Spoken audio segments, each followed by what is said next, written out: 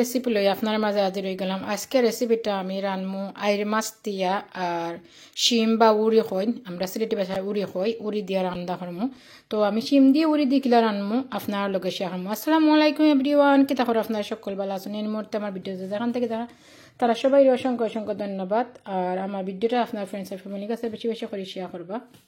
প্রথমে লাইক দিয়া ভিডিওটা স্টার্ট করে লইবা। আর এনে আমি 3 টুকরা আইর মাছ নিছি, শিম নিছি বা উড়ি হইন উড়ি নিছি। তাহলে চলোকা আমি এগুলো মালাইয়া ক্লিন করিয়া রেডি করিলাই, তারপরে আপনার সাথে আবার দেখা হইব ইনশাআল্লাহ। প্রথমে একটা আমি ফাতিল বয়াচ্ছি, ফাতিলের মাঝে আমি পরিমাণ মতো তেল দিয়ে দিলাম, যেহেতু আমি বাগারিয়া চালানো আনতাম আমি মানে আনতাম মতো ইনো দইলা 3 টেবিল স্পুনের মতন আমি তেল দিছি, রেগুলার ভেজিটেবল অয়েল। তো তেলটা গরম হয়ে যাক, তো আমি আস্তে আস্তে সবগুলো দিয়ে দিলাম। এখন দিয়ে দিলাম আমি 1 টেবিল স্পুনের মতন রসুন,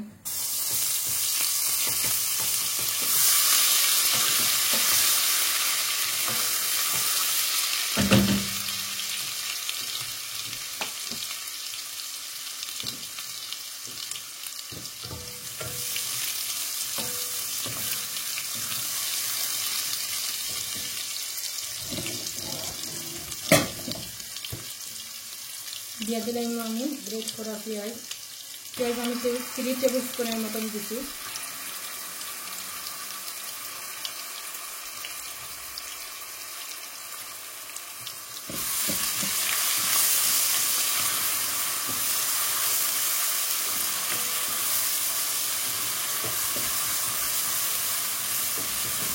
পেঁয়াজের সাথে আমি দিয়ে দিলাম কালি করে রাখা কাঁচামরিচ কয়েকটা, আর পেঁয়াজ থেকে ছোটো ছোটো একটু পেঁয়াজের সবুজ কালার একটু গাছের ঠেঙ্গলাম দিছে, ওটাও দিয়ে দিল। একটা ফ্লেভার বাংলাদেশেও দেখতাম পেঁয়াজের ডেক বা পেঁয়াজের পাতা দিতা, তার মনে হয়তো আমি মনে হলো আমি দিলাই, যেহেতু গরুর মাঝে দিছে গাছ না খালে এগুন দিলাম। এগুন দেওয়ার কারণ হলো আপনারাও ফেলাইন না জানো, আপনারাও এগুন দিন জানো, দিলে কিন্তু হইব একটা ফ্লেভার আয় যখন জানি ওদের ট্রাই করিয়া।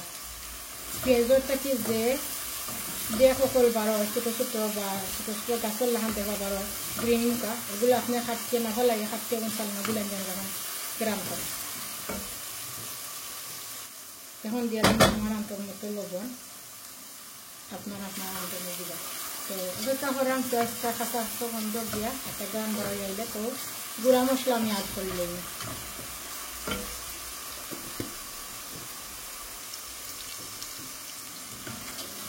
এখন পেঁয়াজের যে কাঁচা কাঁচা গন্ধটা গেছে কি দিয়ে দিলাম এখন গুঁড়া মশলা আমার তরকারি অনুযায়ী বা কারি অনুযায়ী। 1/2 চা চামচের মতন দিলাম আমি হলুদ, আর মরিচ দিব আমি 1.5 চা চামচের মতন, যেহেতু আমি কাঁচামরিচ দিছি। হ্যাঁ আমি জিরা, আমি বাগারি রান্নাম জিরা 1/2 চা চামচের মতন, আর দিয়ে দিলাম ধনিয়া পাউডার 1 চা চামচের মতন দিয়া আরও সামান্য একটু দিয়ে দিলাম। তো এখন আমি মশলাটা আমি ভালোভাবে নাড়িয়ে নেব, মানে বাজ দিয়ে নিয়ে বাদের মশলাটা আরও ভালো থেকে আরও কষাই নেব পানি দিয়া।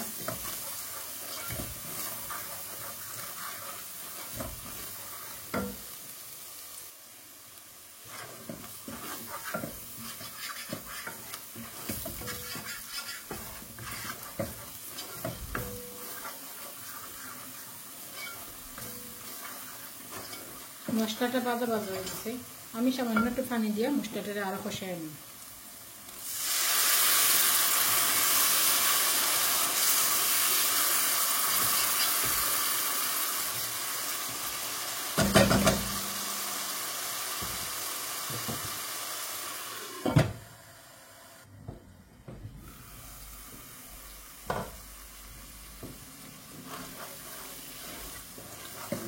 মশলাটা কষিয়ে হচ্ছে, তেলটা উপরে বয়ে যাচ্ছে। এখন দিয়ে রাখা কাটিয়ে রাখা শিম দিয়ে দিলাম বা উড়ি দিয়ে দিলাম।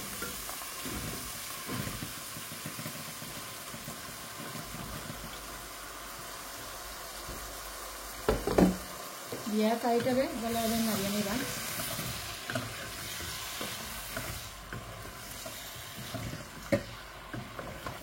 সেটাই ভালোভাবে মিক্স করিয়া দিয়েছি পুরির সাথে বা শিমর সাথে।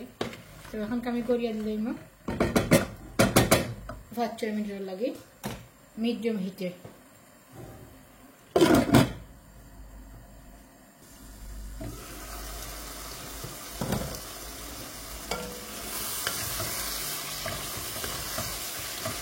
এখন দিয়ে দিলাম এর মধ্যে রাখা মাছ,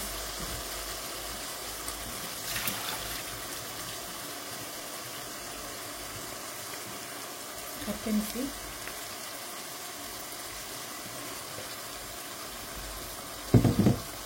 আইড়ি মাছ আর উড়ি আর শিম দিয়ে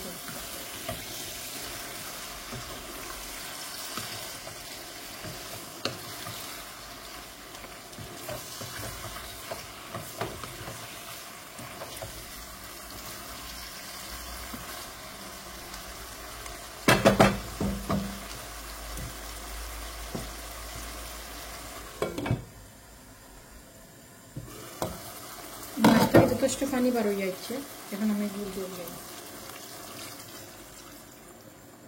আরো সামান্য একটু দিব। আপনারা আন্দাজ অনুযায়ী দিবা, আমি আমার আন্দাজ অনুযায়ী দিয়েছি। এখন আমি গুড়িয়ে দিলাম আনটিল মাছটা ভালোভাবে সিদ্ধ হয়ে যেত, হইয়া সব কিছু একসাথে মিক্স হয়ে যেত। তারপরে আমি বাঁকা পাতা কাঁচামরিচ সামান্য দিয়ে লাগাই দিব, গুড়িয়ে দিলে আনটিল ওয়া পর্যন্ত। এখন আমার তরকারিটা হয়ে গেছে। আস্তে আস্তে আমি বাঁকা পাতা দিলাম,